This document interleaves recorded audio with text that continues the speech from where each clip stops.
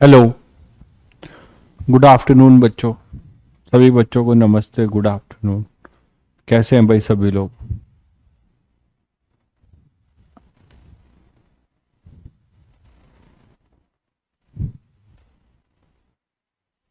सिमरन, सितांशु, सुमित, आदित्य, ईशान, सभी को good afternoon, नमस्ते।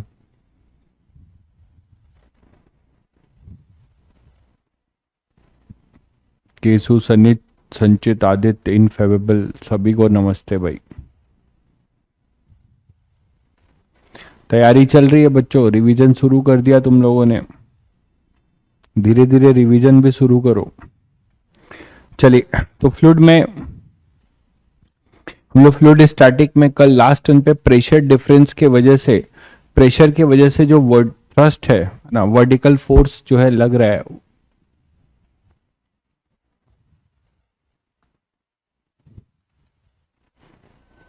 ठीक है।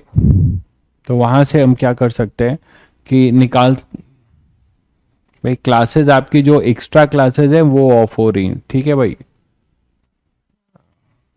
एक मैडम बता रही हैं कि क्लासेस ऑफ हो रहा है, तो जो एक्स्ट्रा क्लास था आपका वो ऑफ हुआ है।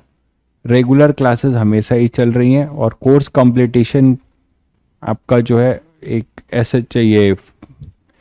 फ्लूइड के बाद बस एक चैप्टर बचता है, वेव ऑप्टिक्स, नहीं मैकेनिकल वेव। मैकेनिकल वेव हो जाएगा, कोर्स आपका खत्म हो चुका है, ठीक है। तो उसके लिए टेंशन मत लीजिए। आपको अभी खुद से पढ़ने का, अभी आप लोग रोना रो रहे थे कि क्लास में टाइम नहीं मिल रहा है, टाइम नहीं मिल रहा है, तो हम पढ़ नहीं पा रहे हैं, रिवीजन नहीं कर पा रहे हैं। अब समय मिल रहा है तो ये रोना रो रहे हो कि एक्स्ट्रा क्लासेस क्यों नहीं चल रही हैं।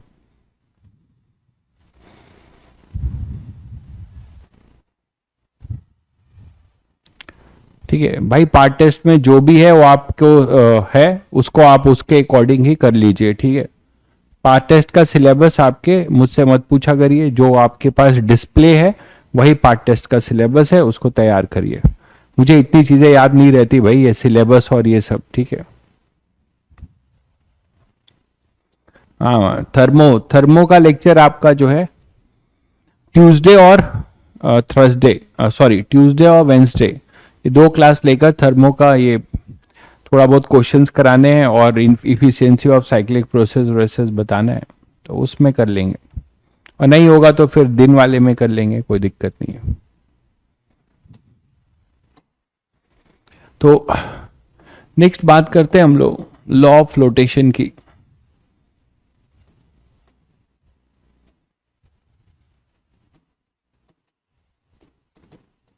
लॉ ऑफ फ्लोटेशन की, ठीक है।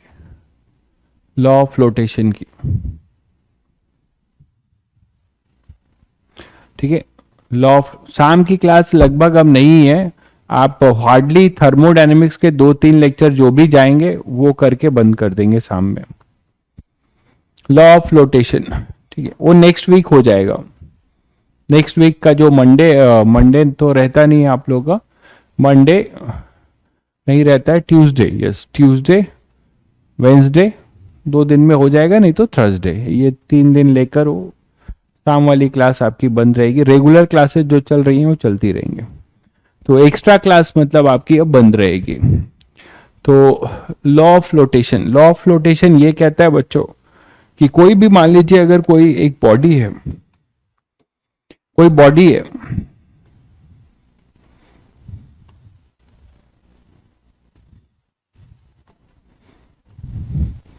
मान लीजिए आपके पास कोई एक बॉडी है और ये कुछ समझ है, इसका कुछ पार्ट मान लो समझ है, रिजिड बॉडी है, कुछ पार्ट इसका मान लो समझ है, ठीक है। तो लिक्विड में कुछ पार्ट इसका समझ है, इतना पार्ट समझ है,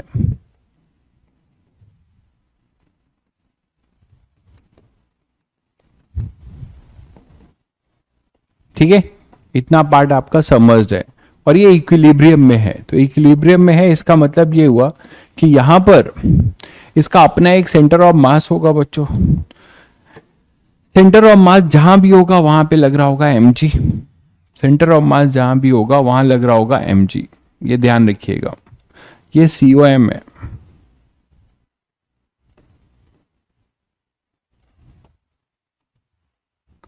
ये अपना COM है। एक मिनट रुकिए। तो ये अपना बॉडी का COM है, यहां लग रहा होगा mg। ठीक है, और एक बॉयंसी लगेगी, है ना, एक बॉयंसी लगेगी।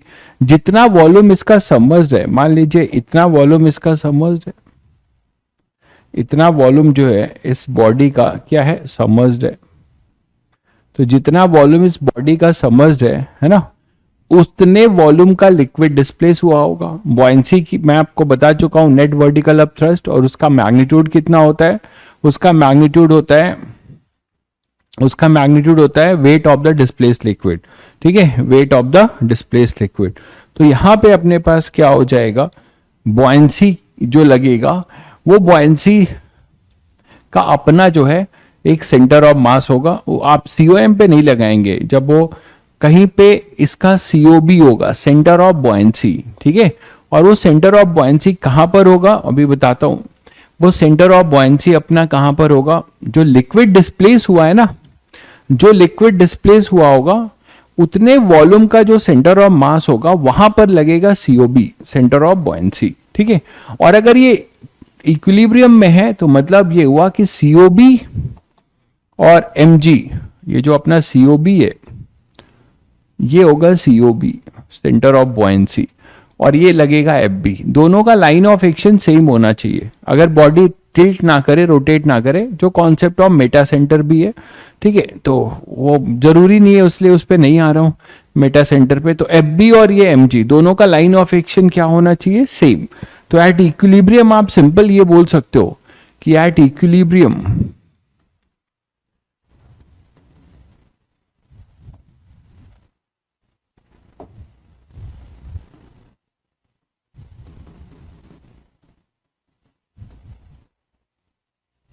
ठीक है, एट इक्विलिब्रियम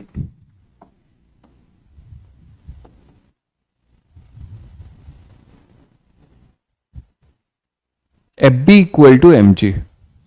ठीक है, FB इक्वल टू mg। ठीक है, और टॉर्क आप बोलोगे सर रोटेशनल इक्विलिब्रियम कैसे जस्टिफाई करोगे, तो फॉर रोटेशनल इक्विलिब्रियम आप बोल सकते हो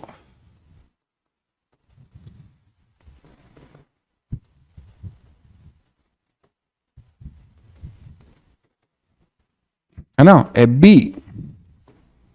and mg along the same line, along the same line, FB and mg along the same line। Meta centre क्या है, देखिए मेटा सेंटर क्या है कि जो FB और mg का जो सेंटर है, COB और COM का, है ना, मान लो M1 M2 जैसे है, तो वैसे ही COB और COM के बीच का जो सेंटर होगा वो हम कहेंगे मेटा सेंटर। उस पर हम बहुत ज्यादा बात नहीं करना चाहते, अननेसेसरी है अभी। For rotational equilibrium FB and mg along the same line, इतना आप जान लीजिए बहुत है।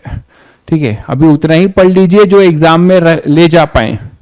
मुझे पता चल चुका है कि आपने पढ़ाई तो बहुत की है, इतना पढ़ा है, इतना फिजिक्स पढ़ा है आपने, लेकिन उसका अगर आप शायद 20% भी अभी ले जाने की कंडीशन में नहीं है, मोस्टली 70% बच्चे।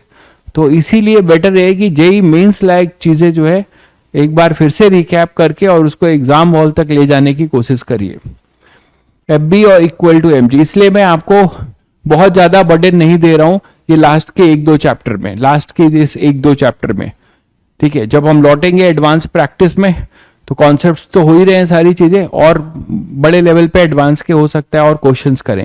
हालांकि आप एडवांस के PYQs भी उठाओगे तो लगभग इन फ्लूइड और वेव के टॉपिक में ऐसे ही आते हैं।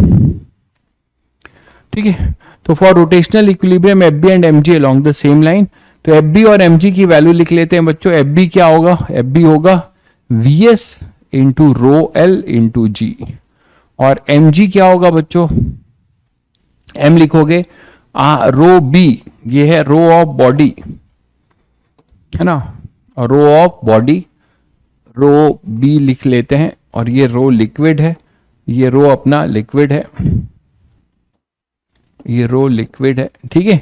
अब वीएस क्या है अभी बताता हूं, और वीबी वॉल्यूम ऑफ बॉडी है, तो यहां पे लिखेंगे V B rho B into G, ठीक है। तो यहां से जी जी कैंसिल हुआ, तो V S upon V B is equal to rho B upon में rho L. Law of flotation का ये एक हमारे पास कंडीशन आया। और इसमें वी एस क्या है, वी एस अपने पास है volume of submerge part of the body, body का ही वॉल्यूम है लेकिन पूरा नहीं, volume of submerge part, volume of submerge part of the body, volume of submerge part of the body, ठीक है।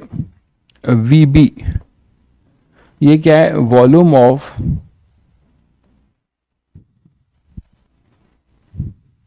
बॉडी टोटल, है ना। रो बी क्या है, डेंसिटी ऑफ बॉडी,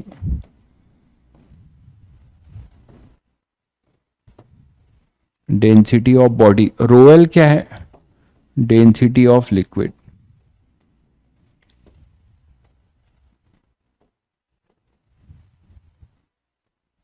ठीक है। ये है अपना डेंसिटी ऑफ लिक्विड। तो क्लियर है, लॉ ऑफ फ्लोटेशन में अब आपको ये चीज समझ में आए कि वीएस जो समर्ज पार्ट होगा और टोटल वॉल्यूम का जो रेशियो होगा वो रो बी अपॉन रो एल के, ये रटने की जरूरत नहीं है। इससे ज्यादा जरूरी ये है, आप सीधे सीधे इक्विलिब्रियम में न्यूटन फर्स्ट लॉ लगा रहे हो, net vertical up thrust equal to this, rotational equilibrium के दोनों के लाइन ऑफ एक्शन सेम होंगे, है ना, तो आपका बॉडी टिल्ट नहीं करेगी। फ्लूइड का वेटेज तो बहुत कम ही रहा है, और जो भी रहा है वो सरफेस टेंशन से थोड़ा बहुत आ गया है। अब इस साल हो सकता है थोड़ा बढ़ाएं, क्योंकि कोई चैप्टर्स कट करा है इन्होंने, तो फ्लूइड और वेव के तो रहते हैं, फ्लूइड के थोड़े कम रहते हैं। तो वीएस रोएस किससे क्या पूछ लिया जाए किसी को नहीं पता। मैं बार बार एक ही वर्ड बोलता हूं कि जेई मेंस की एक सिंपल स्ट्रेटजी है, सब कुछ पढ़ के जाना है, बहुत बहुत गहराई में और बहुत लेवल पे नहीं पढ़ रहे हैं तो एटलीस्ट बेसिक्स पढ़ के चले जाइए, तो भी आपका पर्पस सॉल्व हो जाएगा, लेकिन आपको सब पढ़ के जाना चाहिए। तो यहाँ पे V S upon V B equal to rho B upon rho L, this is the law of flotation. इसमें केस बना सकते हैं,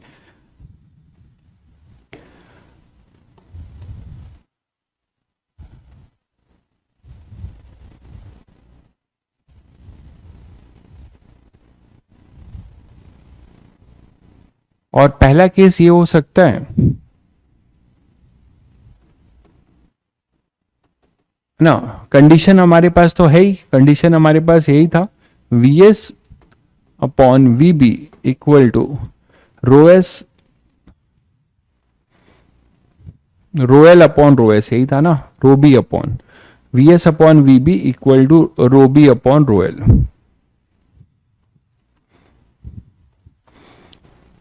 रो बी अपॉन रो एल, यही था। अब इसमें केस ये बनाया जाए कि इफ वी एस तो हमेशा लेस होगा ही फॉर बॉडी टू फ्लोट, मतलब ये डेंसिटी की बात करो, ये तो सबको पता है कि भाई जो वॉल्यूम सबमर्ज पार्ट है वो टोटल वॉल्यूम से हमेशा छोटा होगा। जो बॉडी का सबमर्ज है, ठीक है, बॉडी का जो सबमर्ज पार्ट है वो टोटल बॉडी के वॉल्यूम से तो हमेशा छोटा होगा। इसका मतलब ये हुआ कि रो बी जो है लेस देन रो एल होगा। इस केस में आप क्या प्रेडिक्ट कर सकते हो कि body partially submerge and float, partially submerge, थोड़ी बहुत डूबी होगी और तैरेगी, है ना। तो बॉडी पार्शियली सबमर्ज और फ्लोट, तो ये है केस वन। अगर इसी में बोला जाए केस टू कि दोनों बराबर हो जाएं तो आप समझ सकते हो क्या होगा, रो बी जो डेंसिटी ऑफ बॉडी है वो डेंसिटी ऑफ लिक्विड के बराबर हो जाए, तो मतलब V S equal to V B होगा। इसका मतलब क्या हुआ, इसका मतलब ये हुआ बच्चों की बॉडी फुली सबमर्ज्ड होगी और फ्लोट करेगी, body fully submerged and float, तो बॉडी फुली सबमर्ज होगी और फ्लोट करेगी, है ना, पूरी डूब जाएगी और फ्लोट करती रहेगी। जैसे आइसबर्ग होते हैं, आइसबर्ग नीचे बहुत बड़े होते हैं और वो तैर रहे होते हैं, ऊपर हल्का सा ही वो दिख रहे होते हैं, बट नीचे बहुत ज्यादा पोर्शन रहता है आइसबर्ग का और वो तैर रहा होता है। ठीक है, तो ये केस 2 है। इसी में केस 3 तो पॉसिबल नहीं है कि ऐसा नहीं हो सकता कि rho B greater than rho L हो जाए, मतलब डेंसिटी ऑफ बॉडी लिक्विड की हाँ भाई बिल्कुल सही कह रहे हैं भाई ने, टाइटेनिक लगता है 2-3 बार देखी होगी, तुरंत भाई ने कनेक्ट कर लिया, बहुत बढ़िया, टाइटेनिक वाले बिल्कुल। तो ऐसे आइसबर्ग जो है बड़े बड़े जहाज को भी डुबा ही देते हैं। ठीक है, अब बस आप अपना जहाज बचा लीजिएगा। ठीक है, आप अपना जहाज बचा लीजिएगा और आने वाले टाइम में अब किनारा दिख रहा है सभी को, सब नाव खे रहे हैं, कोई चप्पू चला रहा है ना, कोई स्टीमर वाली इंजन वाली बोट लेके उसके सामने से जूम करके निकल जाएगा, कोई चप्पू चलाते चलाते किनारे पे पहुंच जाएगा। लेकिन जो लोग अभी से चप्पू चलाना छोड़ दिए, नाव में सवार हैं और हताश हो गए, चप्पू चलाना छोड़ दिए, तो उनकी नाव किनारे पे लगेगी कि नहीं, तो ये तो डाउटफुल ही है। वो तो हवा के रुख पे डिपेंड करेगा। क्यों भाई? वो हवा के रुख पे डिपेंड करेगा कि आपकी नाव किनारे पे लगेगी कि नहीं। समय आ गया है बच्चों, आपका आइलैंड दिख रहा है, किसी भी तरीके से आइलैंड पे पहुंच जाओ और अपना एक जो है कुछ ना कुछ कहीं ना कहीं ठिकाना जो है ढूंढ लीजिए, एक सीट कैसे भी निकाल लीजिए। मोहन भाई कह रहे हैं मेरा सिप 1 शॉट से डूब गया। पता नहीं भैया किससे किसका क्या डूबा हो, तो आप समझ सकते हो। ठीक है, चलिए, तो रोबी इज ग्रेटर देन रोएल होगा तो क्या होगा बच्चों? आपको ये पता है कि वी एस ग्रेटर देन, यहां से आ रहा है V S greater than V B, not possible है ये। ऐसा नहीं हो सकता है कि सबमर्ज पार्ट बॉडी के टोटल वॉल्यूम से ज्यादा हो जाए, है ना, ज्यादा ज्यादा उसके बराबर हो सकता है। तो आप सीधे सीधे बोल सकते हो कि बॉडी विल सिंक। इस केस में क्या होगा? बॉडी विल सिंक, बॉडी पूरी डूब जाएगी। ठीक है, बॉडी पूरी डूब जाएगी। ठीक है, तो ये आ जाएगा बच्चों। ठीक है, ये आ जाएगा आपका। तो ये केसेस हैं जो आप इजीली कर सकते हैं। चलिए, जैसे एक क्वेश्चन करते हैं। मान लो हमारे पास एक स्फेरिकल बॉडी है, ठीक है, और इसमें एक कैविटी भी है, या ऐसे ले लेते हैं कि ये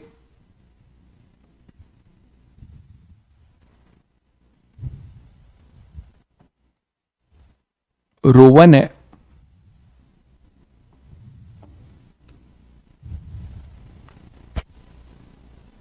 चलो एक कैविटी भी ले लेते हैं।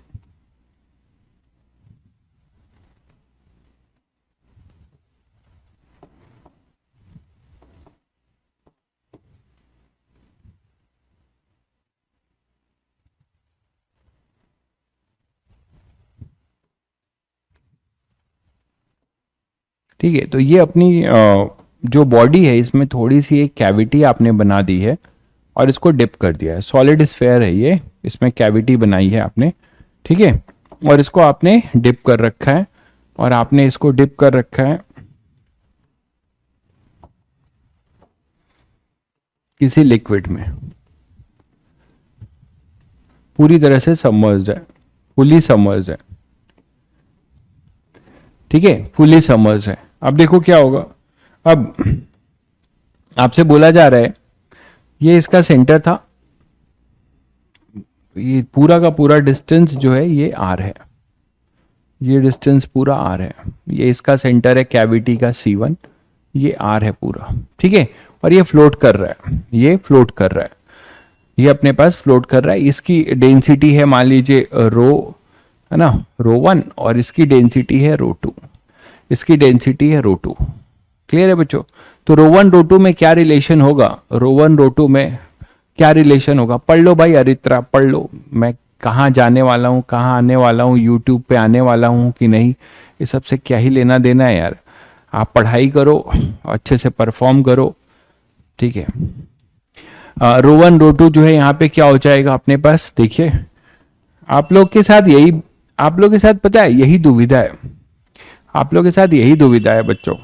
मुझे कभी कभी बहुत मतलब खराब भी लगता है कि आप बच्चे ही हो, बट आप अननेसेसरी की चीजों में केवल अपने समय अपनी एनर्जी कुछ खपाते हो, गॉसिप्स जो बोले जाते हैं, गॉसिप्स में भी अपनी एनर्जी जाया करते हो। टीचर के पीछे, टीचर को आप फॉलो कर रहे हैं, ये बहुत अच्छी बात है। टीचर को फॉलो करिए जहां तक वो आपको, आपसे उसका यही मतलब है ना कि आपको अच्छा कंटेंट दे, आपको अच्छे से समझा दे, आप उसको सीख के अपना सेलेक्ट हो जाओ। लेकिन लोग ये नहीं करते हैं, इसके अलावा सब कुछ करते हैं। तो यहां पे अपने पास क्या हो जाएगा कि ये देखो रो1 और रो2 है, तो यहां पे अब रो1 रो2 में रिलेशन चाहिए, तो सीधी सी बात है कि यहाँ पे कहीं पे बॉयंसी लग रही होगी और कहीं पे mg लग रहा होगा, ठीक है ना। तो बस for body to float, body to float, body to float, body float होने के लिए क्या करना पड़ेगा आपको पता है, net buoyant force Fb is equal to mg, net buoyant force equal to Fb equal to mg, यही करोगे। अब जो बॉयंसी है ध्यान दीजिएगा, ये अंदर की कैविटी है, तो बॉयंसी में तो पूरा वॉल्यूम लिखा जाएगा, पूरे वॉल्यूम की लिक्विड डिस्प्लेस होगी, ठीक है। पता नहीं क्या भाई साहब माइनस वाइनस करने लग रहे हैं, सरफेस एरिया का निकाल के कैविटी को माइनस कर देंगे, कुछ भी सोच रहे हैं भाई साहब, यही तो प्रॉब्लम है। अरे मेरे भाई यहां पे आपको केवल सोचना चाहिए कि यहां सर Fb लगेगा और इधर mg लगेगा, इसको इक्विलिब्रियम में रखना है।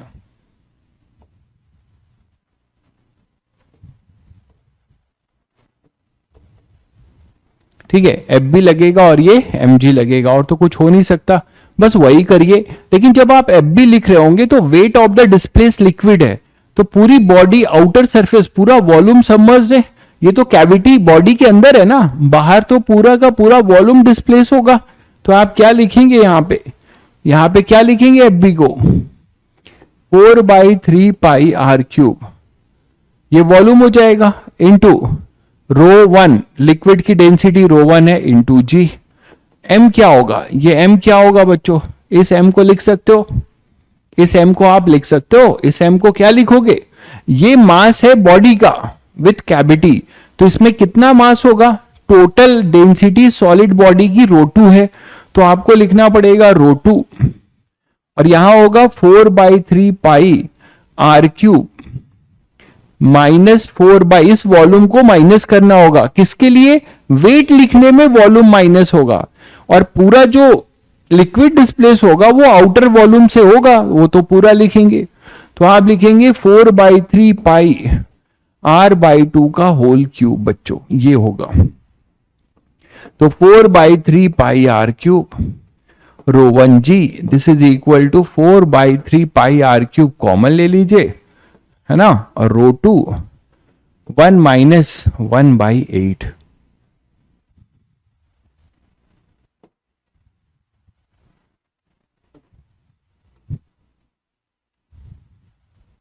और यहां जी नहीं लिखा मैंने, तो जी भी कट जाएगा, तो रो1 इज इक्वल टू 7/8। तो ये रिलेशन आ जाएगा बच्चों, आपका परफेक्ट जेई मेंस लाइक सवाल है, ठीक है। सो रो1 इज इक्वल टू 7/8 रो2, तो 7/8 बहुत बच्चों ने कर भी दिया है, बहुत बढ़िया, ठीक है। तो ये आ जाएगा, ठीक है।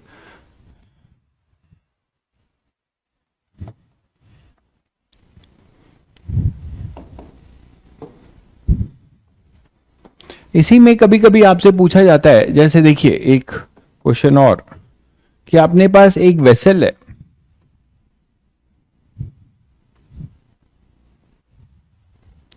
और इस वेसल में आपने कोई लिक्विड भर रखा है,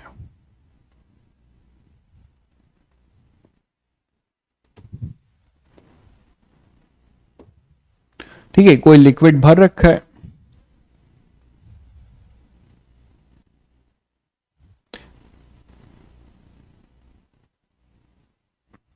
और एक स्टिक है,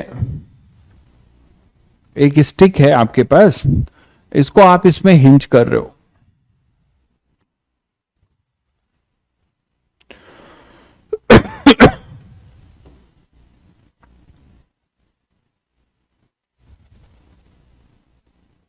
और ये अपने इक्विलिब्रियम में मान लो ऐसे है।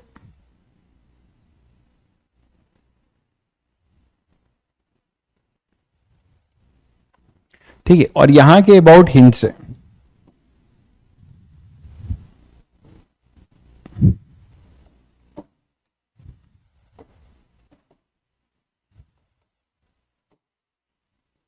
यहां के अबाउट ये ऐसे हिंज्ड है। ठीक है बच्चों, ये ऐसे हिंज्ड है और ये अपना लिक्विड है। लिक्विड की जो डेंसिटी है वो अपना रोएल है,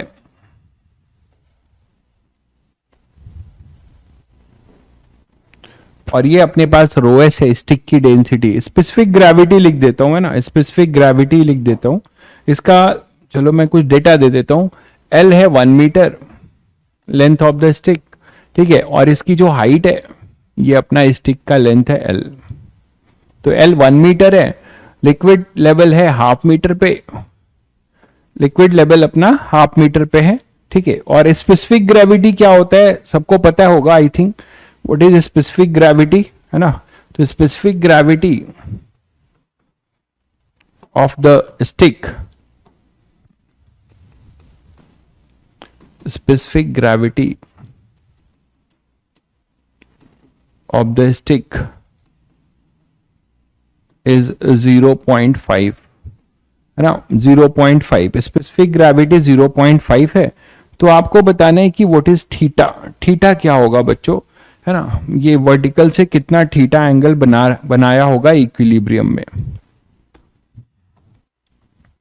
तो हमें ये थीटा एंगल चाहिए। ठीक है, तो find angle theta, find theta if stick in equilibrium is in equilibrium. Stick अगर इक्विलिब्रियम में है तो हमें थीटा बताना है, तो हमारा थीटा क्या होगा।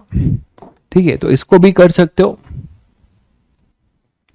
एक भाई ने पूछा पानी कैविटी के अंदर नहीं जाएगा। नहीं जाएगा भाई, जैसे मान लो आपके पास तरबूज है, उस तरबूज में आपने क्या किया, अंदर ही अंदर कुछ तरबूज निकाल लिया है, तो कैविटी उसके अंदर है, बाहर वो पूरा का पूरा है। ठीक है, क्रॉस सेक्शनल एरिया दिया हुआ है आपको स्टिक का। स्टिक है यूनिफॉर्म क्रॉस सेक्शनल एरिया, वो आप मान लेना, वो कट जाएगा। स्टिक है, थोड़ा आंसर बताइएगा, देखें कितने लोग करते हैं। Stick has uniform cross sectional area, थोड़ा ट्राई लीजिएगा, बहुत सिंपल क्वेश्चन है। Uniform cross sectional area,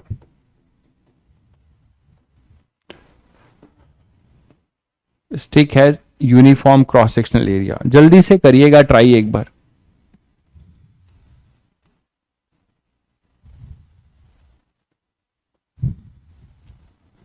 stick has uniform cross sectional area.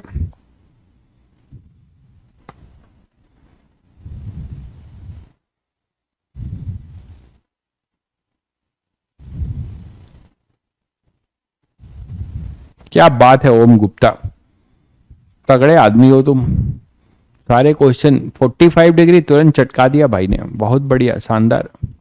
तो यहां पर अपने पास देखिए क्या करेंगे। अभी आपको बताया कि जो सेंटर ऑफ बॉयंसी होती है बच्चों, जो सेंटर ऑफ बॉयंसी होती है वो जो लिक्विड इसी इतने शेप का, स्टिक के शेप का लिक्विड जो डिस्प्लेस हुआ होगा उसका सेंटर ऑफ मास होगा।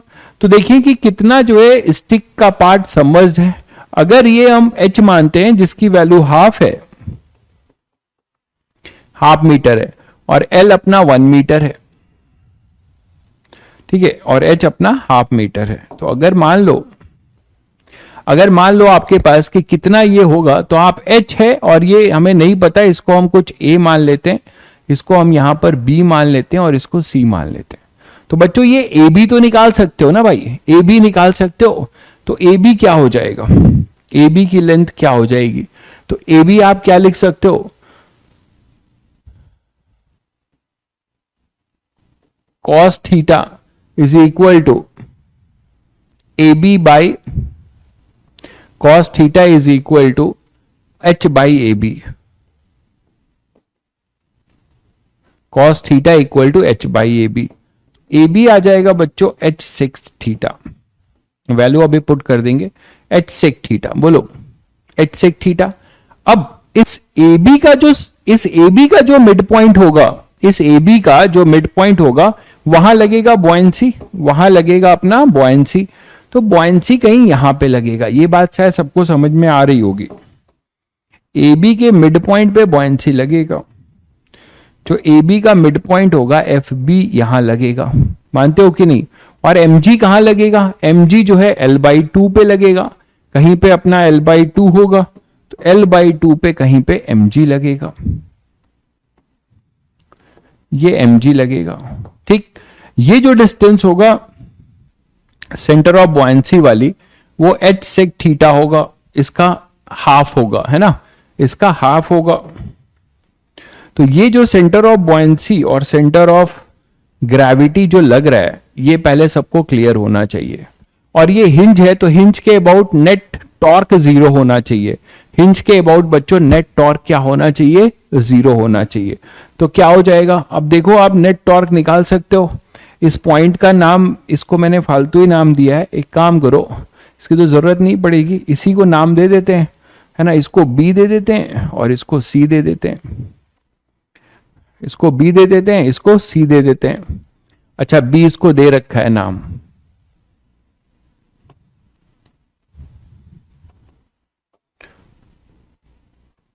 इसको बी नाम दे रखा है, तो इसको क्या करो, इसको सी डी कर लो,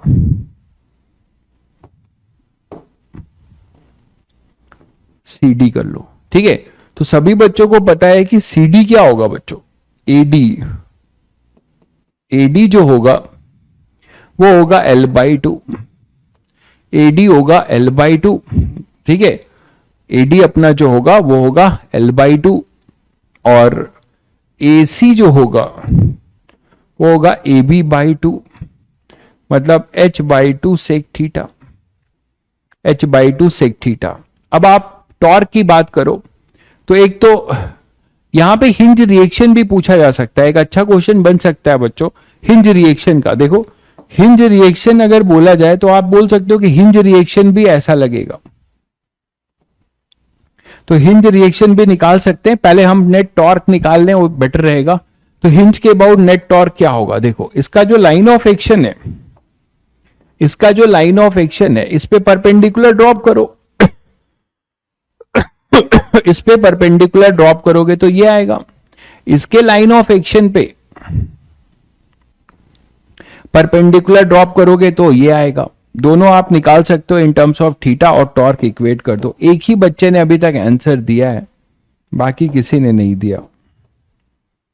तो इस पे ये परपेंडिकुलर ड्रॉप होगा।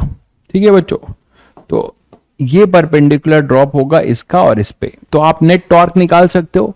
दोनों टॉर्क क्या होगा, एफ बी का जो टॉर्क होगा वो एंटी क्लॉकवाइज होगा, वाइड पॉजिटिव के कैप, और एम जी का जो टॉर्क होगा वो इधर होगा। तो आप एट इक्विलिब्रियम क्या बोल सकते हो, tau F B equal to tau M G, है ना, अबाउट हिंज।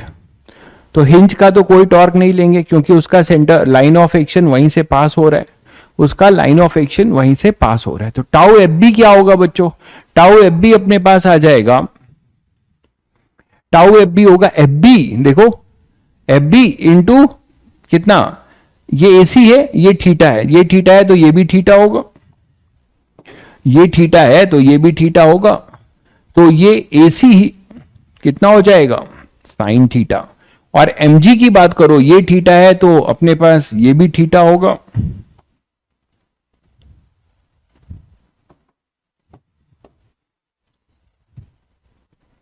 ठीक है, तो ये थीटा है तो ये भी थीटा होगा, तो ये थीटा है तो ये पूरा L/2 है तो ये होगा L/2 साइन थीटा, और ये हो जाएगा H/2 sec theta into sine theta. तो साइन थीटा तो कट ही जाएगा, साइन थीटा कट जाएगा, तो टाउ एफ बी क्या लिखोगे, वो लिखोगे एफ बी, है ना, एफ बी इंटू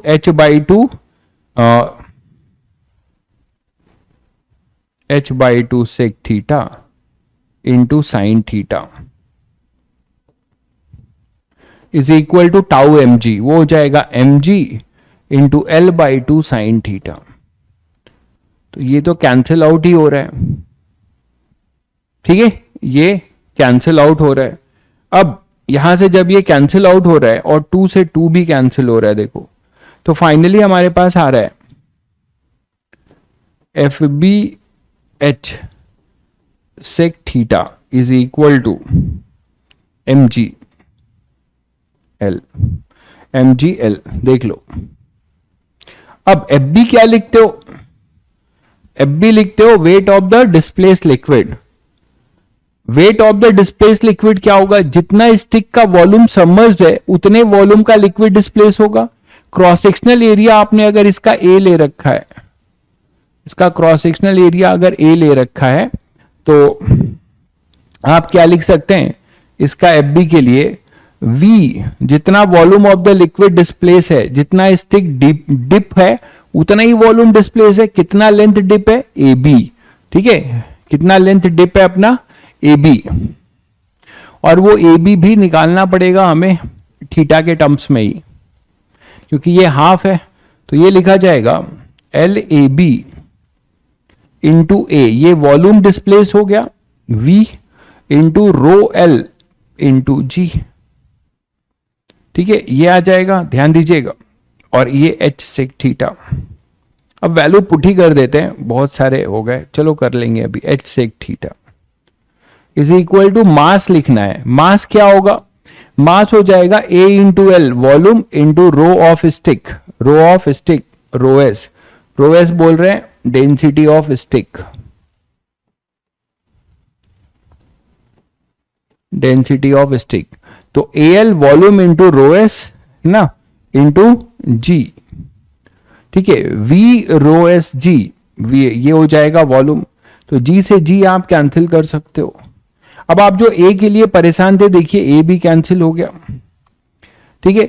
अब A L, L A B क्या लिखोगे, एल ए बी जो होगा वो होगा एच, ये एच है और ये ए बी लिखना है, तो ये क्या हो जाएगा एच सेक थीटा, तो ये हो जाएगा एच सेक थीटा, और इधर भी एच सेक थीटा, और इधर क्या बचेगा बच्चों, केवल रो एस, एल इधर है और ये rho S upon rho L, rho S upon rho L, यहां तक आ गए। अब rho S upon rho L, L square होगा, अच्छा एल स्क्वायर होगा, ठीक है, एक एल तो ये भी है ना एम जी, हाँ टॉर्क वाला है, ठीक कह रहे हैं, तो यहां एल स्क्वायर होगा, सही कह रहे हैं। तो अब ये जो स्पेसिफिक ग्रेविटी, एक भाई बोल रहा है स्पेसिफिक ग्रेविटी का क्या मतलब है, तो देख लीजिए स्पेसिफिक ग्रेविटी का क्या मतलब है। स्पेसिफिक ग्रेविटी आप लोगों ने पूरी केमिस्ट्री पढ़ डाली और स्पेसिफिक ग्रेविटी आज पूछ रहे हो। Density of body upon density of water, ठीक है, किसी बॉडी की डेंसिटी रिलेटिव टू वाटर, है ना, किसी बॉडी की डेंसिटी, स्पेसिफिक ग्रेविटी उसी को कहते हैं density of body upon density of water, ठीक है, density of body upon density of water.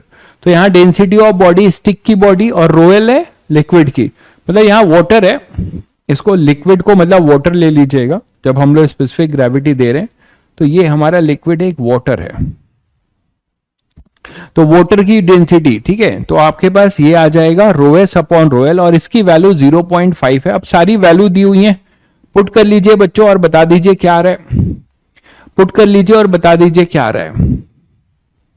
H half दिया हुआ है, ये तो 1 हो गया, है ना, ये हाफ दिया हुआ है, हाफ भी कैंसिल हो जाएगा, तो sec square theta is equal to H square है तो 1/4, तो 1/2 सेक थीटा जो आएगा वो 1/2 आएगा।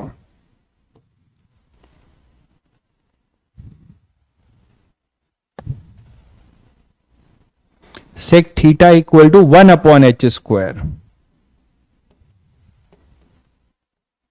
तो मैंने आपको एक किसी को अगर ऐसे क्वेश्चंस को करना है तो आप एक चीज देख रहे हैं, सब कुछ कट उठ के केवल जो थीटा अगर पूछे तो किसी को ये ट्रिक मतलब ये रिजल्ट याद होगा तो वो एक लाइन में क्वेश्चन निपटा देगा। कभी कभी कुछ ट्रिक बहुत हेल्प करता है जेईई मेन जैसे एग्जाम के लिए। देखो जरा, सेक थीटा जो इसका वर्टिकल एंगल ऑफ इंक्लाइनेशन है वो केवल डिपेंड कर रहा है कि जो लिक्विड कितनी हाइट पर है, उसका रेसिप्रोकल का स्क्वायर 1/h²। तो इसको 1/2 करोगे तो ये 1/2 करोगे तो ये 4 हो जाएगा, तो कॉस थीटा हो जाएगा अपने पास 1/4, that is cos square, sorry ये कॉस सेक स्क्वायर होगा, सेक स्क्वायर थीटा है ना, सेक स्क्वायर हो जाएगा बिल्कुल। ठीक है, तो ये 4 ऊपर चला जाएगा और कॉस की बात करोगे तो थीटा शायद समझ ही रहे हो क्या आ जाएगा, थीटा अपना 45 डिग्री। तो एक बच्चे ने लिखते साथ ही आंसर दे दिया था, शायद उसको ये रिजल्ट पता होगा मे बी। तो sec square theta equal to 1/h² या थीटा इक्वल टू 45 डिग्री। ठीक है, डेंसिटी वेंसिटी कुछ नहीं होगा भाई। ठीक है, ये रिलेटिव, यही है आपकी स्पेसिफिक ग्रेविटी या रिलेटिव डेंसिटी। स्पेसिफिक ग्रेविटी को और क्या बोलते हैं, रिलेटिव डेंसिटी, रिलेटिव डेंसिटी। ठीक है बच्चों, तो ये अपना दिया हुआ है, ये पूरा जो रेशियो है आप देखिए कितना दिया हुआ है 0.5, तो ये 0.5 आपको दिया हुआ है, तो आपको कुछ करना नहीं है। L1 है तो L1 ले लिया। ठीक है, h² नहीं होगा, अच्छा h² नहीं होगा, h 2 बार आ तो रहा है, एक h यहां पर है, एक h ये है और एक LAB में h आएगा। ये जो LAB है, बताओ आप इतनी बेसिक चीजें जो है नहीं कर पा रहे हो भाई। ये कौन है, केशु महाराज है। ये AB ये h है और ये अपने पास AB है, तो इसका आप ट्रायंगल ये करोगे तो ये h सेक थीटा होगा, तो LAB भी h सेक थीटा होगा और ये h सेक, क्या दोनों का स्क्वायर करोगे तो h² आएगा। इतनी फंडामेंटल चीजें मतलब आप ये नहीं कर पा रहे हो। और वो बता रहे हैं कि h² होगा तो 45 नहीं आएगा, पता नहीं कितने मतलब टैलेंटेड है वो। यहाँ पे सेक स्क्वायर थीटा है और ये अपने पास h की वैल्यू जो अगर हम पुट करेंगे तो इधर 4 आएगा, तो sec square theta equal to 4, that is sec theta is equal to 2। तो अच्छा, ये आप कहना चाह रहे हो कि थीटा 45 नहीं आएगा।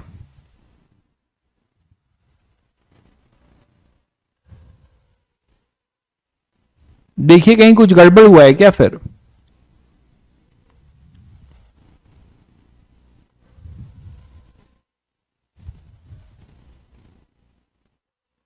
कुछ गड़बड़ हुआ है क्या, देखिए।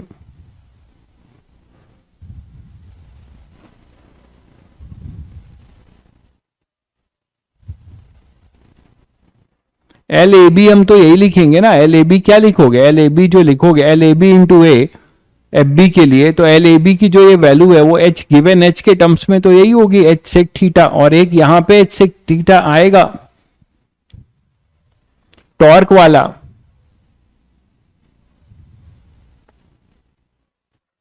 अच्छा, एक 2 छूटा है, हाँ समझ गया समझ गया, क्या गलती हुई है समझ गया मैं।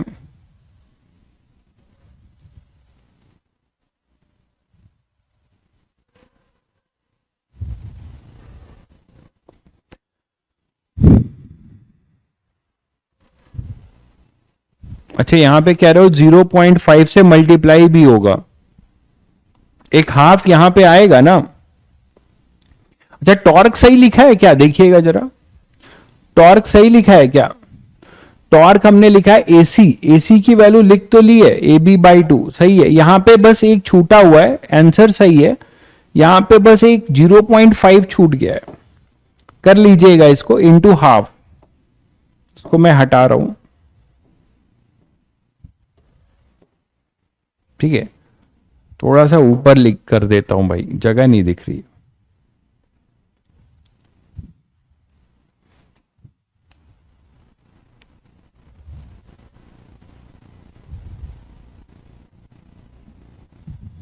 अब ठीक है, देख लीजिए। तो ये आ जाएगा H square sec square theta equal to L square, और ये 0.5 है ना, तो यहां का एक 1/2 तो रहेगा ना, बाई 2। अब ठीक है भाई, देख लीजिए, यहां से सॉल्व करेंगे आप वैल्यू डाल के, तो आपको मिल जाएगा थीटा, आपको 45 मिल जाएगा। चेक कंफर्म करके बताइए।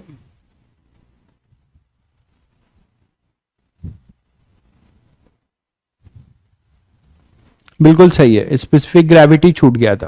क्लियर है, चलिए आगे बढ़ते हैं।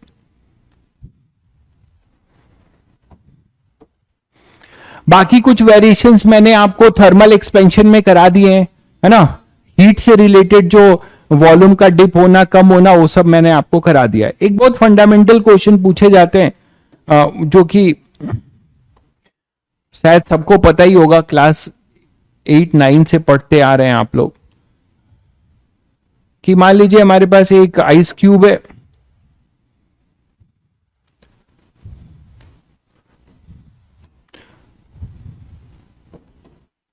ठीक है। ये आइस क्यूब में कोई हमने एक स्टोन डाल रखा है और फ्रीज कर दिया है।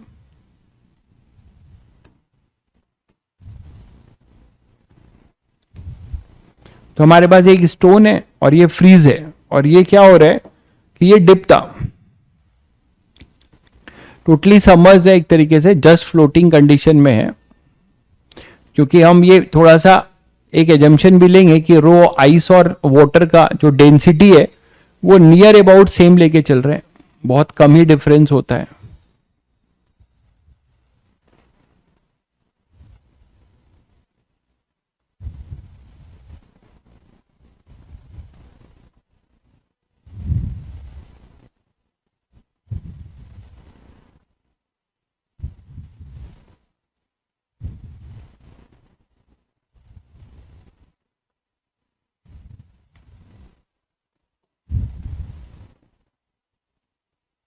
ठीक है,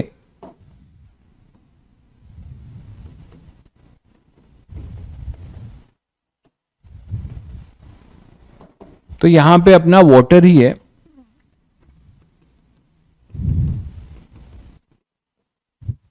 तो ये अपने पास रो डब्ल्यू है वाटर, और रो आइस है नियर अबाउट, इसकी डेंसिटी हम लोग रो वाटर के बराबर लेके चल रहे हैं, इसमें डिफरेंस नहीं है। इधर एक आपने स्टोन फ्रीज कर दिया है इसके साथ, स्टोन है ना, ये अपना क्या है, एक स्टोन है।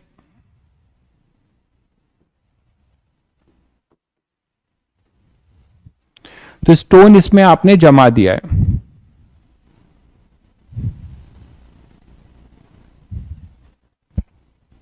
तो अब यहां से आप क्या कर सकते हो बच्चों, कि इसको जो मेल्ट हो जाने के बाद आपको बताना है कि लेवल ऑफ वाटर का क्या होगा। थोड़ा जल्दी बता दीजिए, लेवल ऑफ वाटर क्या होगा व्हेन आइस विल मेल्ट, है ना। तो what is the level of water.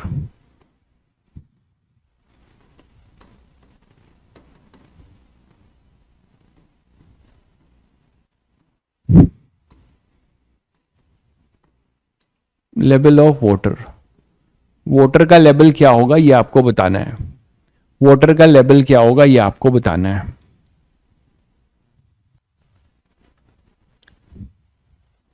Increase कर जाएगा, ओके। सोच लीजिए, पानी पी लें।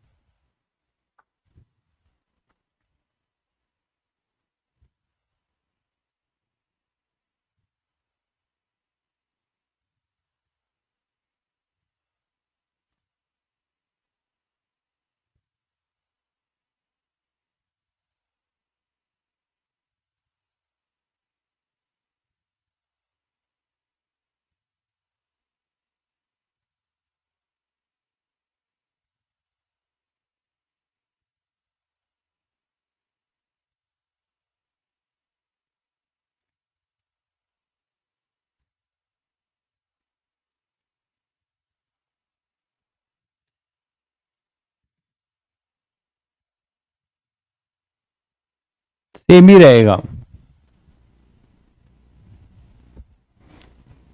अच्छा, चलिए करते हैं, चलिए करते हैं। तो बच्चों अभी ये फ्लोटिंग कंडीशन में तो आप ये तो समझ ही रहे हो कि यहां पर क्या होगा। यहां पे हम बोल सकते हैं कि यहां पे लगेगा एफ बी, यहां पे लगेगा एफ बी, और ये होगा total mass M G, total mass M G system का, है ना। सिस्टम का मास पूरा होगा M G, capital M G. इस कैपिटल एम में कौन कौन है? Mass of ice cube plus mass of stone. इस कैपिटल एम में कौन कौन है? M of ice and M of stone. ठीक है, सुमित भाई ने बोला डिक्रीज बट निग्लिजिबल। हाँ ठीक है, निग्लिजिबल जब पूछ रहा है तो आपको तो इंक्रीज डिक्रीज बताना ही पड़ेगा, या निग्लिजिबल का कोई लॉजिक नहीं है। तो एम ऑफ आइस क्यूब, तो बच्चों यहां पे क्या लिख सकते हो? F B is equal to M G, F B is equal to M G, ये लिख सकते हो, F B is equal to M G. तो एफ बी अब क्या लिखोगे? एफ बी में लिख सकते हो वॉल्यूम ऑफ द आइस, जो भी अपने पास आइस क्यूब का वॉल्यूम होगा, तो मान लेते हैं कि उसका वॉल्यूम वी है, तो V into rho of water ही होगा, बताया था वाटर की liquid rho W, V rho W into G. V क्या है? Volume of ice cube.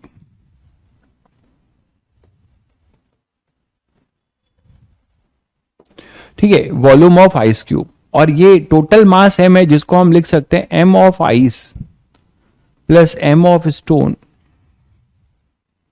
है ना, इंटू जी। तो ये कैंसिल हुआ, तो ये V कितना आ रहा है बच्चों? ये V कितना आ रहा है जो लिक्विड डिस्प्लेस्ड है? V volume of ice cube, और आप बोल सकते हो V लिक्विड डिस्प्लेस जब आइस फ्लोट कर रहा था,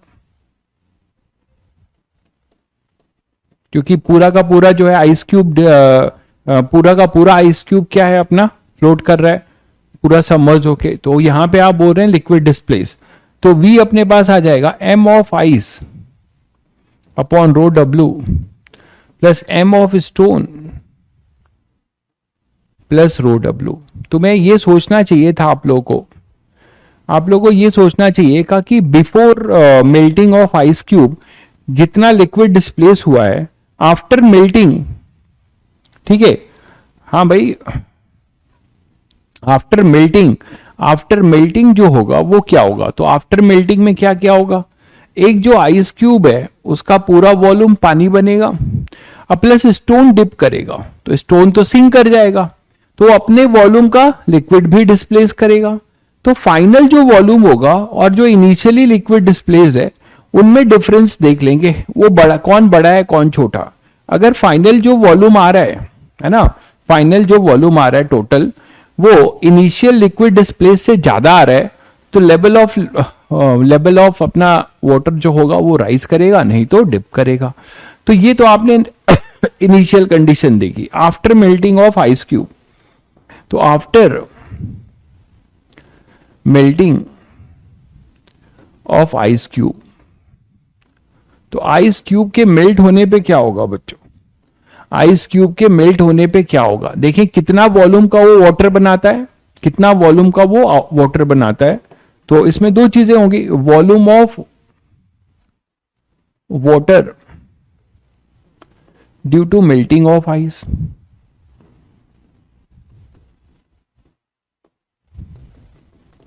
वो हो जाएगा mass of ice upon density of water, rho W. ठीक है, density equal to mass upon volume, या volume equal to mass upon density. ठीक है, तो volume of water due to melting of ice. भाई आप कौन सी तैयारी करते हो? पूछ रहे हो केटीजी सिलेबस में बिल्कुल है, इतनी लंबे लाइन में लिखा हुआ है, इस इतने पैराग्राफ में केटीजी के बारे में लिखा है, और आप पूछ रहे हो कि सर केटीजी सिलेबस में है या नहीं। बताओ आप कितने टैलेंटेड एस्पेरेंट हो कि आप जस्ट अब करीब 30-35 दिन बाद एग्जाम देने जा रहे हो, but you are not familiar about syllabus also. वो भी आप जो है कोई यूट्यूब पे कोई बताएगा तब आपको पता चलेगा, अपने से आप नहीं जान पाओगे। और कितनी बार शायद बता भी दिया गया यहाँ या हर जगह पे। बहुत टैलेंटेड हो भाई तुम लोग। एक्चुअली क्या है ना यार, कोई चीज आसानी से फर्जी में मिल जाती है तो उसकी अहमियत शायद ही समझ में आती है। ये आपकी गलती नहीं है, सभी ह्यूमन टेंडेंसी है, उसमें कोई दिक्कत नहीं है। तो लेकिन उसका सबसे बड़ा नुकसान ये है ना कि जब अहमियत नहीं समझ में आती तो लोग उसको जो है उसका बेनिफिट नहीं उठा पाते हैं, और अल्टीमेट नुकसान उन्हीं को होता है फिर। Volume of water due to melting of ice, M of ice upon rho of water. ठीक है बच्चों, M of ice upon rho of water. और एक हमारा होगा volume of water displace when stone sink, हो जाएगा M of stone upon density of stone, density of, yes,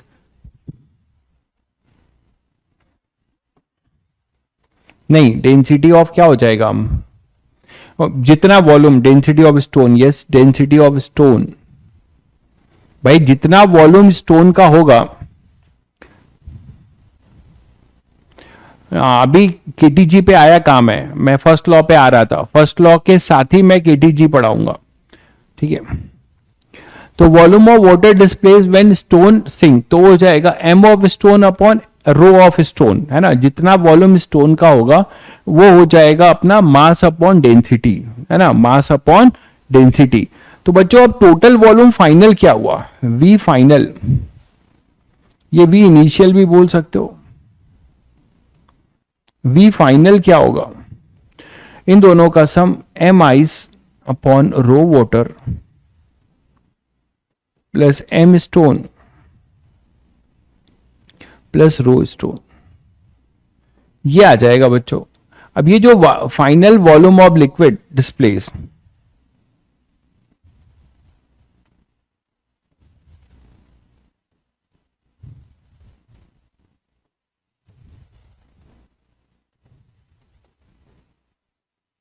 तो फाइनल वॉल्यूम ऑफ लिक्विड जो अपने पास आ रहा है वो ये आ रहा है और इनिशियल ये आ रहा है। अब इसमें से आप खुद ही देख के बता सकते हो कि यहां एम और एम है, बट यहां रो डब्ल्यू है, यहां पे रो डब्ल्यू है, जबकि यहां रो डब्ल्यू है और ये रो स्टोन है। तो आपको दिख रहा है कि rho stone is always greater than rho W.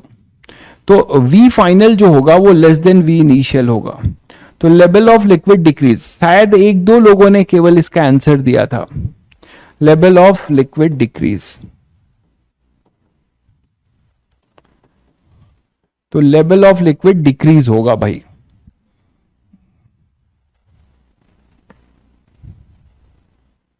ठीक है,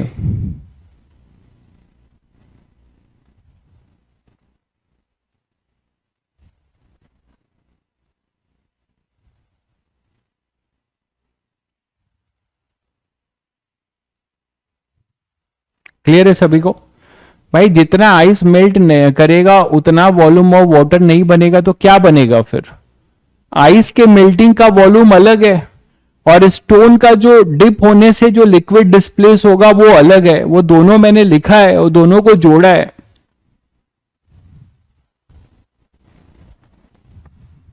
ठीक है, अरे भाई आप कहां रहते हो, मैंने कहा कि 3-4 लेक्चर जो भी केटीजी और थर्मो के बचे हैं वो शाम वाली क्लास में नेक्स्ट वीक ट्यूसडे, वेडनेसडे और थर्सडे इसमें होगा। आप अभी वही चीज पूछ रहे हो कि कब होगा।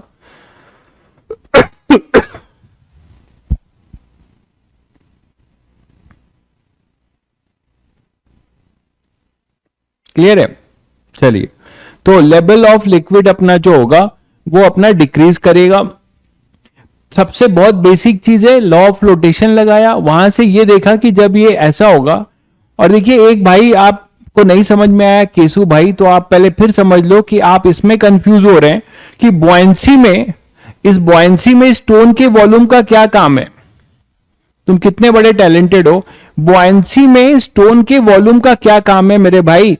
बॉयंसी में तो स्टोन जो क्यूब है, स्टोन आइस, आइस क्यूब का जो वॉल्यूम है उतना लिक्विड स्पेस हुआ, वो तो उसके अंदर है। अभी कैविटी का क्वेश्चन कराया उसके बाद भी आप कंफ्यूज हो रहे हो। इसने कितना जो है लिक्विड वाटर का डिस्प्लेस किया होगा, ये केवल आइस क्यूब के वॉल्यूम के बराबर होगा। स्टोन के वॉल्यूम का क्या लेना देना, वो तो बक्से के अंदर है। आपने बताओ आप कितने ज्यादा, मतलब आप लोग का आईक्यू लेवल, केशु भाई आपका बहुत तगड़ा है भाई, आप सलाम हो आपको, आपने मतलब अपनी पहचान दिखा दी आज। यहां पर जो बक्सा है उसमें आपने कुछ कुछ भी डाल दो और उसको डिप कर दो, तो वो बाहरी जो वॉल्यूम है उसको डिस्प्लेस करेगा ना, ठीक है। तो उसमें जो है केवल हमने यही लिया है कि बॉयंसी लगा के लिक्विड का जो डिस्प्लेस है वो निकाला। अब जब ये मेल्ट हो जाएगा तो जितना वॉल्यूम का आइस है वो पानी बन गया, और जो स्टोन है वो डिप कर गया, तो स्टोन अपने वॉल्यूम का पानी डिप क्या करेगा, डिस्प्लेस करेगा, तो वो अलग लिख दिया। फिर हम दोनों को कंपेयर कर रहे हैं तो हमें दिख रहा है कि यहां रो स्टोन है और यहां रो डब्ल्यू है, बाकी चीज सेम है। तो उससे ये पता लगा कि फाइनल वॉल्यूम जो है कम होगा, इनिशियल अपना ज्यादा होगा, ठीक है।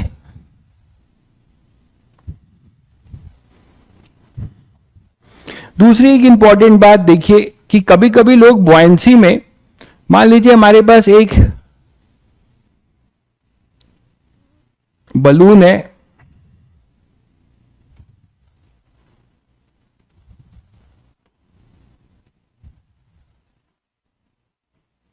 ठीक है, और ये किसी थ्रेड से बंधा हुआ है, एंड द होल सिस्टम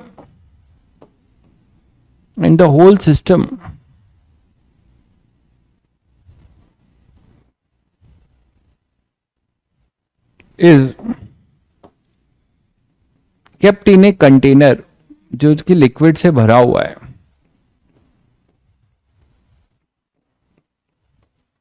उससे पहले एक चीज और देखते हैं,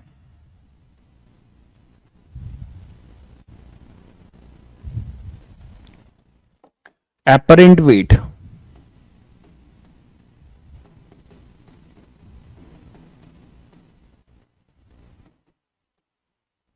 कॉन्सेप्ट ऑफ एपरेंट वेट। तो फ्लूइड में अगर कोई भी बॉडी डिप होती है तो उसको रियल वेट नहीं मिलेगा, एपरेंट मिलेगा, ये सभी को समझ में आता है। ये सब आज पर्टिकुलर ये जो सेगमेंट्स पढ़ा रहा हूं मैं, ये सब आप 8-9 में बच्चे पढ़ते हैं, 8-9 के बच्चे पढ़ते हैं और उनको आता है। यहां पर अपने पास क्या है, ये जो लॉ ऑफ फ्लोटेशन वाला पार्ट है जो आज हम पढ़ रहे हैं।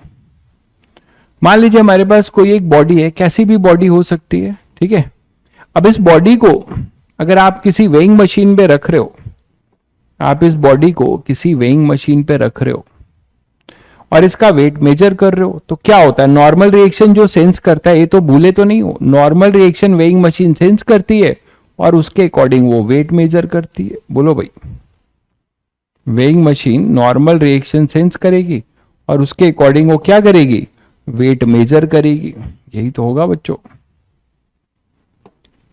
तो वेइंग मशीन जो होगी, जो रीडिंग होगा वेइंग मशीन का, वो इसके नॉर्मल रिएक्शन के बराबर होगा। अब इसका जो नॉर्मल रिएक्शन है वो कैसे होगा, इसमें रियल वेट मेजर होगा क्योंकि यहां पे एन लग रहा होगा, इधर mg लग रहा होगा, और यही नॉर्मल रिएक्शन बॉडी ने वेइंग मशीन को दिया होगा। बोलो भाई, बॉडी ने वेइंग मशीन को यही नॉर्मल दिया होगा और नॉर्मल रिएक्शन यही सेंस करेगा, ये नॉर्मल रिएक्शन ये सेंस करेगा वेइंग मशीन। तो ये तो आप जानते हो, है ना। तो n इक्वल टू mg है, तो ये अपना रियल वेट है, रियल वेट मेजर हो जाएगा। इसी तरीके से अगर मैं बात करूं कि हमारा जो है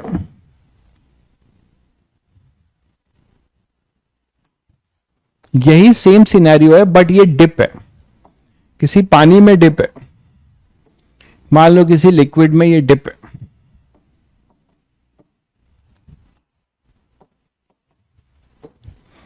किसी लिक्विड में ये डिप है।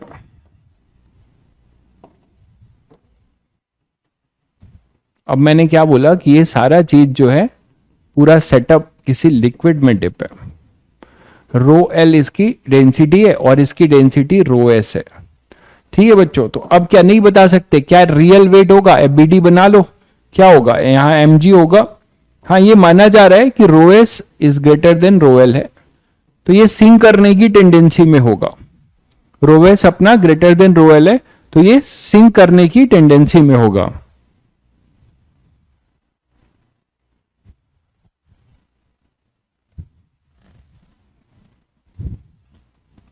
ठीक है, तो रो एस हमारा जो है ग्रेटर देन रो एल होगा। तो अब यहां पे बॉयंसी की बात होगी, एक एक्स्ट्रा फोर्स लग जाएगा बच्चों बॉयंसी का, तो यहां पे एक बॉयंसी भी लग जाएगा। अब आप नॉर्मल रिएक्शन की बात करो इक्विलिब्रियम में, तो क्या हो जाएगा, ठीक है, बहुत बेसिक बात है, F B plus N is equal to M G होगा। तो यहां से नॉर्मल रिएक्शन एन क्या आएगा, M G minus F B, और एन इक्वल टू आप लिख सकते हो M G 1 minus F B by M G. ठीक है, और ये जो एन है बच्चों, यही तो रीडिंग सेंस करेगा।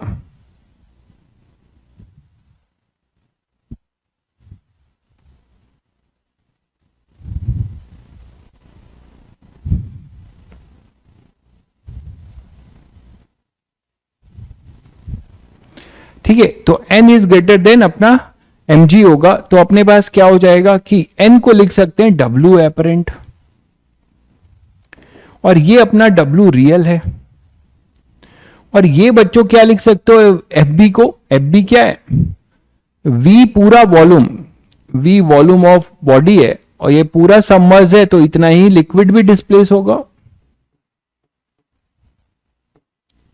तो v और बॉडी का जो डेंसिटी है वो रो एस है, तो v लिक्विड की डेंसिटी रो एल है, तो v रो एल जी, और mg क्या लिखा जाएगा, m क्या लिखा जाएगा, v into rho S, v into rho s. ठीक है, v इंटू रो एस। तो अब यहां पे जब ये v भी कैंसिल होगा, g भी कैंसिल हो जाएगा, तो अपने पास आएगा रो L upon rho S.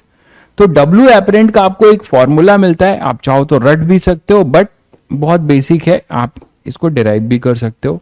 W real 1 minus rho L upon rho S, liquid की डेंसिटी अपॉन बॉडी की डेंसिटी, ये आ जाएगा अपने पास एपरेंट, ये आ जाएगा अपने पास एपरेंट।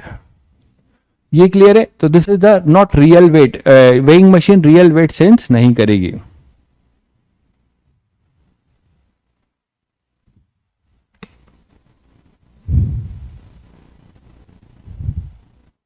कौन है भाई, गणेश भैया? पहले कमेंट करना लिखना तो सीख लो यार, क्या पूछ रहे हो मुझे वो समझ ही नहीं आ रहा है। धर्नेश, धनेश कौन है? ये नए आए हैं, आज पहली बार आए हैं।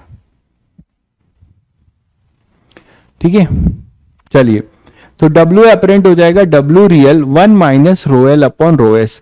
तो इसका ध्यान रखिएगा, W रियल जो हो जाएगा वो हो जाएगा W apparent W real 1 minus rho L upon rho s. ठीक है बच्चों, अब आते हैं इस क्वेश्चन पे। तो यहां पे हमारे पास मान लीजिए ये पूरा का पूरा एलिवेटर है, और ये पूरा सेटअप जो है एक्सेलरेट होकर जा रहा है, ये पूरा सेटअप जो है एक्सेलरेट होकर जा रहा है with acceleration a, constant acceleration से a से। ठीक है, तो आपको इसमें टेंशन बताना है, स्ट्रिंग में टेंशन क्या होगा। इसकी डेंसिटी अपनी वही है रो एल, और इस रबर बलून की डेंसिटी है रो एस। तो टेंशन इन द स्ट्रिंग बताना है, find tension in the string, T हमें बताना है, टेंशन इन द स्ट्रिंग। ये जो स्ट्रिंग है ये अपना स्ट्रिंग है, इसमें टेंशन बताना है। तो आपको पता है ये इधर जा रहा होगा, तो टेंशन इसमें ऐसा लगेगा, इसके रिस्पेक्ट में टेंशन ऐसा लगेगा, तो यही टेंशन हमें बताना है, यही टेंशन हमें बताना है। आज सब नए नए आए हैं, स्पॉन्सर लोग आए हैं, शायद सैक आए हैं, कौन कौन, धर्नेश आए हैं। तो यहां पे ये एक्सेलरेशन अपने पास क्या होगा ये पूछा जा रहा है।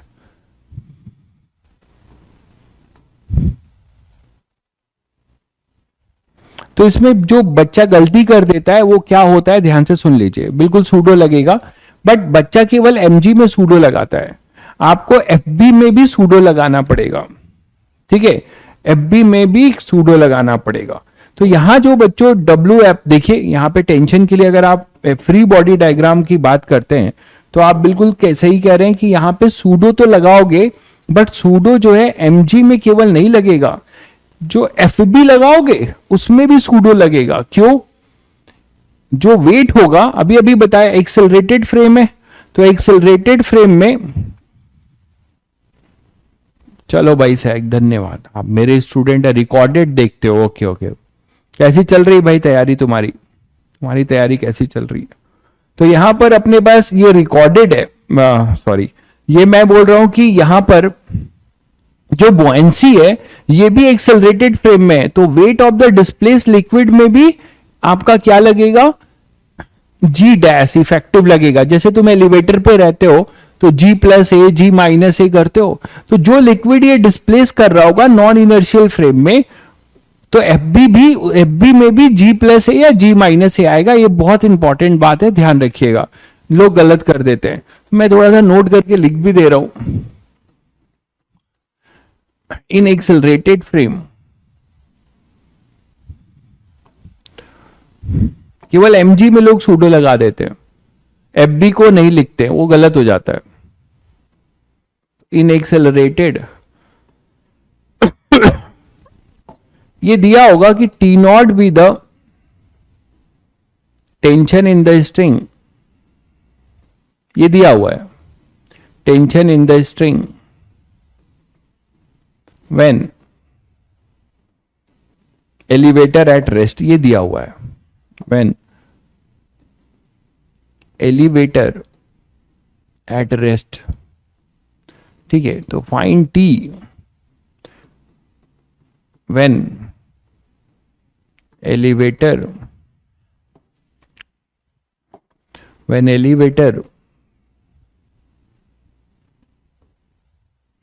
accelerating with constant acceleration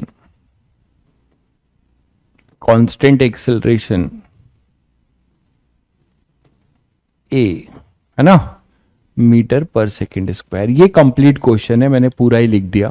तो एक चीज का जो नोट मैं करके ये बताना चाह रहा था आपको कि इन एक्सेलरेटेड फ्रेम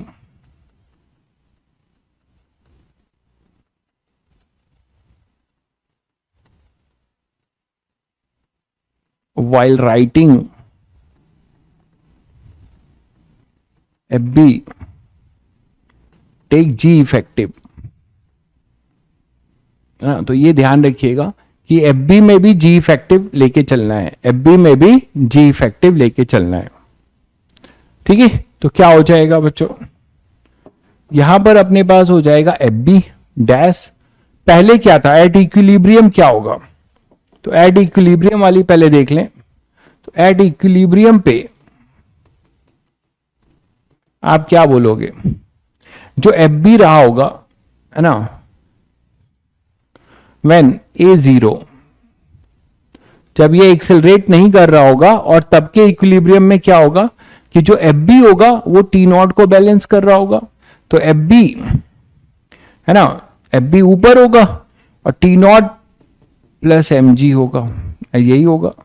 तो टी नॉट क्या आएगा, F B minus M G, बोलो F B minus M G, F B minus M G, clear है। अब यहां पे एक चीज का है, एक कंडीशन देना चाहिए कि ये ऊपर उठने की टेंडेंसी हो, सिंक करने की ना हो, है ना, सिंक करने की टेंडेंसी ना हो, मतलब बॉडी की डेंसिटी लिक्विड की डेंसिटी से हमेशा कम होगी क्वेश्चन फ्रेमिंग के लिए, नहीं तो यहां टेंशन कभी नहीं आएगा, क्योंकि ये जो रबर बलून है फिर ये नीचे को आएगा, ये स्लैग हो जाएगा स्ट्रिंग, और जब ये कम होगा तो ये ऊपर फ्लोट करने की टेंडेंसी में रहेगा। तो अब बच्चों इसको क्या लिख सकते हो, टी नॉट इक्वल टू, अभी अभी आपने डिराइव किया, ये डब्ल्यू एपरेंट है, और T naught equal to W M, मतलब ये M G 1 minus rho L upon rho S है। तो जब ये एक्सेलरेट करेगा तो एट इक्विलिब्रियम, है ना, व्हेन एलिवेटर एक्सेलरेटिंग अपवर्ड, तब क्या लिखोगे, तब क्या क्या लिखोगे बताओ? तब आप लिखोगे इधर F B dash equal to M G plus A, है ना, M G plus A plus T. और एफ बी डैश क्या होगा बच्चों? एफ बी डैश भी आपका वही होगा क्या? V volume of the V rho of liquid into g plus a होगा। ये ध्यान रखिएगा, क्या होगा? G plus a effective. तो एफ बी डैश में भी अपने पास क्या होगा? Weight of the displace liquid ऊपर जा रहा है तो जी प्लस ए। अगर ये नीचे जाता, उल्टा तो नहीं कर रहा हूं, नहीं सही है, सूडो लगाओगे तो जी के साथ ऐड ही होगा ना, नीचे जा रहा होता तो जी माइनस ए इक्वल टू, तो यहां से अब आप टी निकाल सकते हो, माइनस एम, एम को क्या लिख सकते हो? एम भी होगा V rho S G plus A equal to T. तो डायरेक्ट यहां पे आप जी के जगह जी प्लस ए लिख के टी आ जाता, मैंने बस डिराइव कर दिया एक बार। तो यहां से अब आप टी बता सकते हैं क्या होगा बच्चों? We Roel, Roel equal to, हाँ, we g plus A, we g plus ए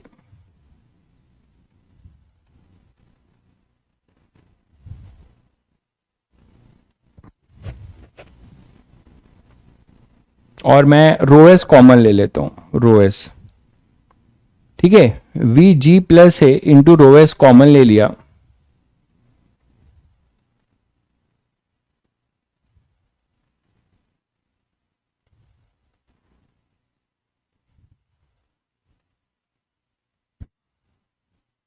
तो हमारे पास आ जाएगा 1 minus rho S upon rho L,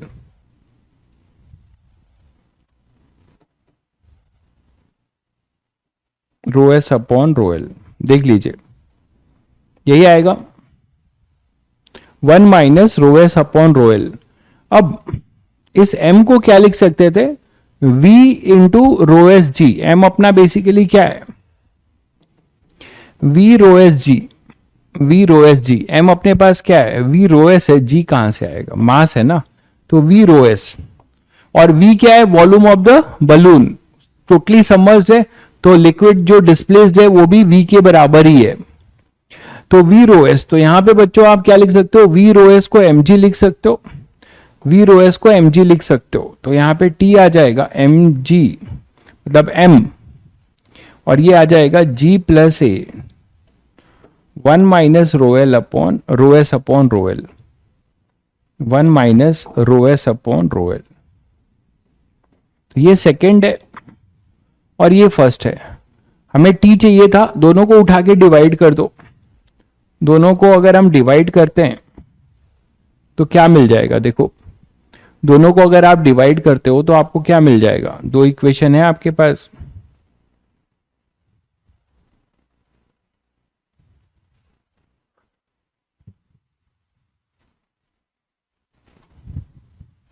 एक इक्वेशन ये है आपकी,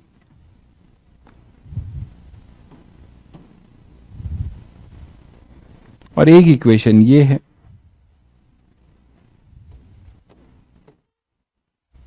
इन्हीं दोनों को सॉल्व कर लीजिए, टी मिल जाएगा आपको गिवन डेटा। डिवाइड करोगे तो T by T naught equal to, ये सब कट जा रहा है बच्चों, है ना, क्या मिल रहा है हमें? टी बाई टी नॉट, वो मिल रहा है जी प्लस ए बाई में g, that is t is equal to T naught 1 plus A by g. आप चाहो तो इसको जनरलाइज रिजल्ट भी देख सकते हो ऐसे सिचुएशन में, T equal to T naught 1 plus A by G. Clear है बच्चों? तो यहां पे देख लीजिए,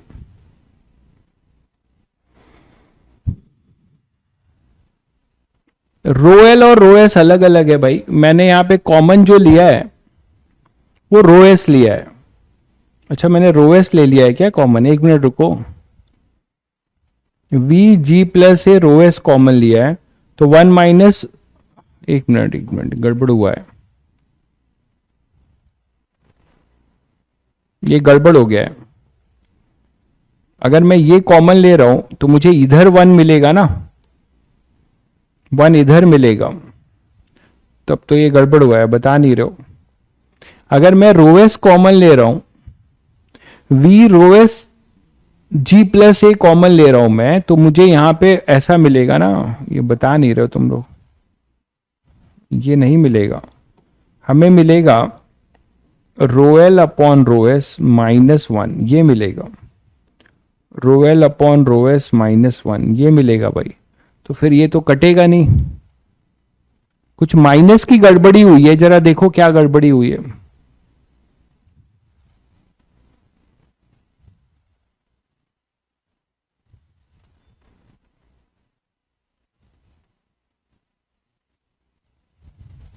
देखो जरा इसमें क्या गड़बड़ी हुई है। पहला वाला तो सीधे सीधे अपरेंट वाला केस है, इसको मैंने फिर टी नॉट ये आ रहा है, यहां माइनस क्यों नहीं आ रहा है फिर?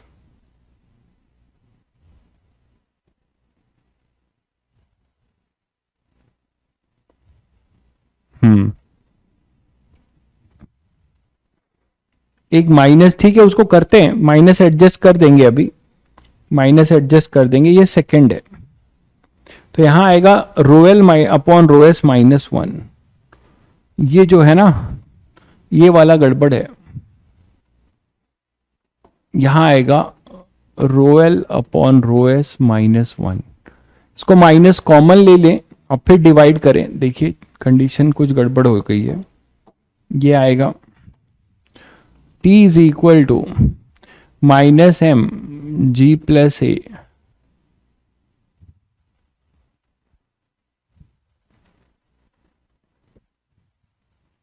क्योंकि m की वैल्यू तो वही है, m की वैल्यू क्या है v इंटू रोएस, तो इसको तो m लिख दिया मैंने, तो ये m हो गया g प्लस ए, ठीक है। रोएल अपॉन रोएस -1, ये क्लियर है बच्चों? फर्स्ट इक्वेशन कैसे उल्टा हो गया? फर्स्ट इक्वेशन कैसे उल्टा हो गया भाई? mg कॉमन लिया, अच्छा फर्स्ट भी उल्टा है, हाँ सही कह रहे हो, फर्स्ट भी उल्टा है ना, फर्स्ट भी उल्टा है, बिल्कुल फर्स्ट भी उल्टा है,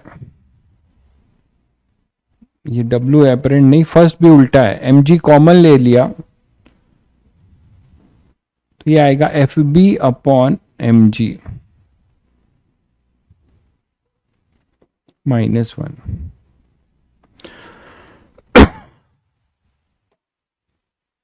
तो फाइनली हो जाएगा mg रोएल अपॉन रोएस -1। तो ठीक है, वो माइनस तो माइनस की जरूरत ही नहीं पड़ेगी, फर्स्ट भी उल्टा है, सही कह रहे हो।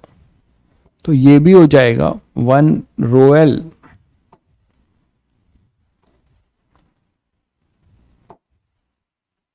रोएल अपॉन रोएस -1, तो कॉमन लेने की जरूरत नहीं पड़ेगी, आंसर लगता है वही आएगा।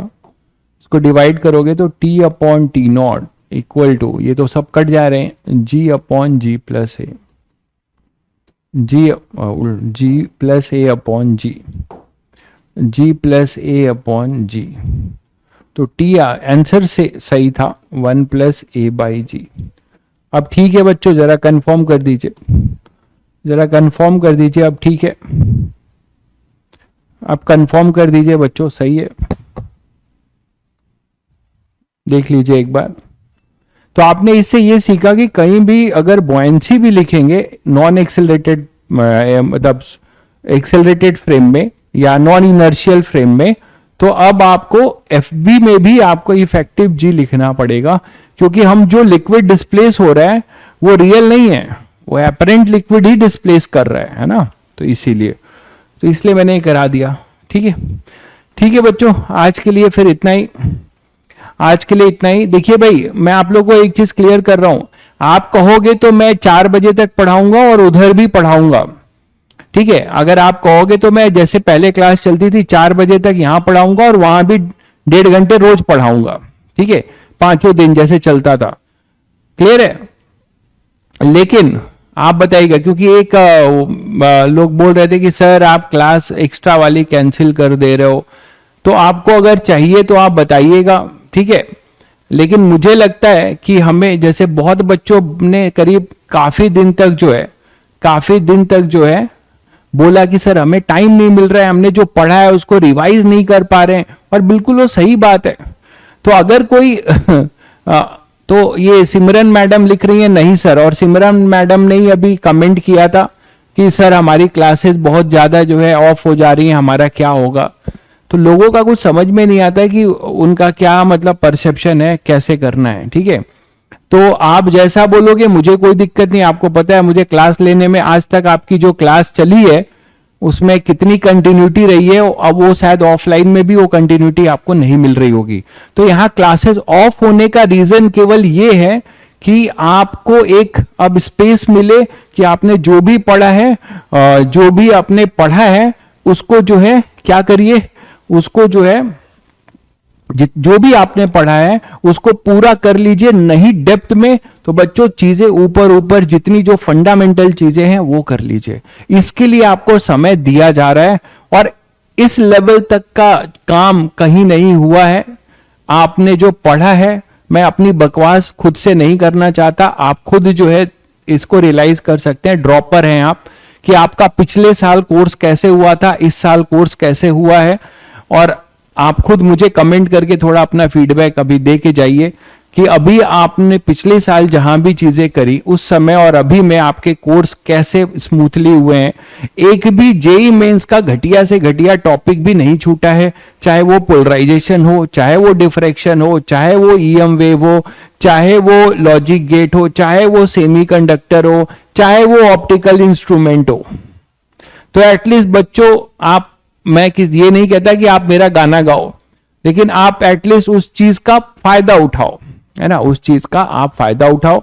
और ये फायदा आप तभी उठा पाओगे, ठीक है, तभी उठा पाओगे जब इन सबको समेटोगे। और समेटने के लिए आपको वक्त चाहिए, आपको अपने से उन कॉपी को उलाटना और उसको दिमाग में बैठाने के लिए समय चाहिए। अभी भी आप 8 घंटे अगर ऑनलाइन क्लासेस कर रहे होगे तो मैं बता रहा हूं कि कुछ नहीं होने वाला है। तो इसके लिए मैं आपको ये स्पेस दे रहा हूं। फिर भी आपको लग रहा होगा तो मैं आपको 24 जनवरी, तो आपको मैं 20 जनवरी तक ऐसे ही पढ़ा दूंगा, ठीक है, दोनों एक्स्ट्रा क्लास और 4-4 घंटे की क्लास ले लूंगा, मुझे कोई दिक्कत नहीं है। आपको लगता है उससे आपको अगर फायदा है तो, क्योंकि फाइनली आपको फायदा बस होना चाहिए।